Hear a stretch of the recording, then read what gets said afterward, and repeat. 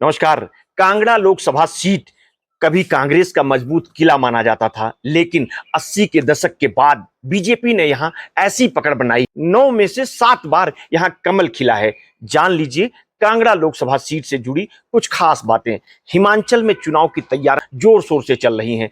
4 लोकसभा सीटों वाले प्रदेश में कांग्रेस और बीजेपी में ही सीधी टक्कर रहती है। पिछले 2 लोकसभा चुनाव में बीजेपी ने क्लीन स्वीप करते हुए चारों सीटें अपने नाम की है। कांगड़ा लोकसभा सीट जो कभी कांग्रेस का किला मानी जाती थी, वहां बीते करीब 35 साल से ज्यादातर बीजेपी का परचम लहरा रहा है।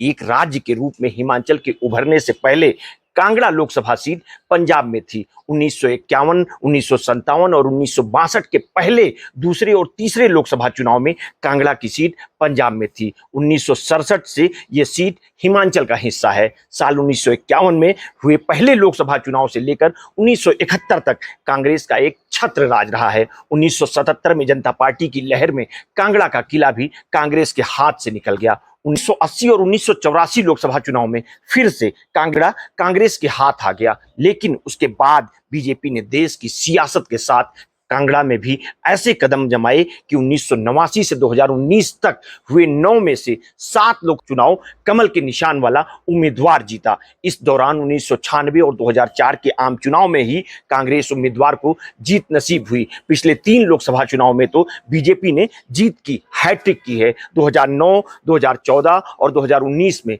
बीजेपी उम्मीदवार को ही कांगड़ा की जनता ने लोकसभा भेजा है। हिमाचल प्रदेश में विधानसभा की 68 और लोकसभा की 4 सीटें हैं। इस हिसाब से हर लोकसभा क्षेत्र में के तहत 17 विधानसभा सीटें आती हैं। कांगड़ा जिले में ही कुल 15 विधानसभा क्षेत्र हैं। इस तरह देखा जाए तो कांगड़ा लोकसभा क्षेत्र का दायरा बड़ा है। पिछले 3 लोकसभा चुनाव में ये सीट लगातार भले ही बीजेपी की झोली में जा रही है, लेकिन साल 2022 में हुए विधानसभा चुनाव में इस लोकसभा क्षेत्र की 17 में से 12 विधानसभा सीटों पर कांग्रेस ने जीत हासिल की थी, जबकि 5 सीटों पर बीजेपी उम्मीदवार की जीत हुई थी। मौजूदा वक्त में धर्मशाला से विधायक सुधीर शर्मा को राज्यसभा में क्रॉस वोटिंग के बाद स्पीकर ने 5 अन्य कांग्रेस विधायकों के साथ अयोग्य करार दे दिया था। इन सभी 6 कांग्रेसियों ने अब बीजेपी ज्वाइन कर ली है।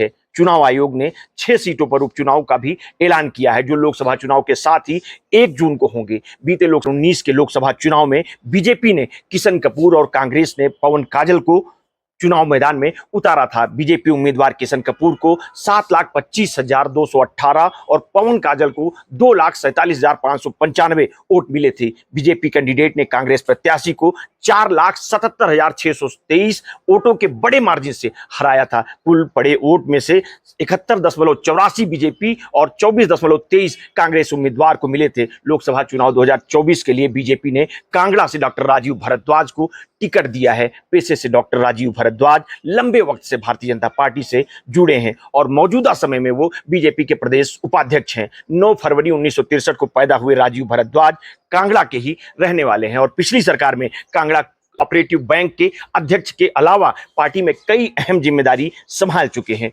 कांग्रेस ने पूर्व केंद्रीय मंत्री आनंद शर्मा को अपना प्रत्याशी बनाया है। हिमाचल की 4 सीटों पर बीजेपी ने ऐलान कर दिया है। कांगड़ा की धर्मशाला विधानसभा सीट से विधायक रहे सुधीर शर्मा अब बीजेपी में चले गए हैं। वहीं पिछले लोकसभा चुनाव में पार्टी के उम्मीदवार रहे पवन काजल भी 2022 में विधानसभा चुनाव से पहले बीजेपी में चले गए।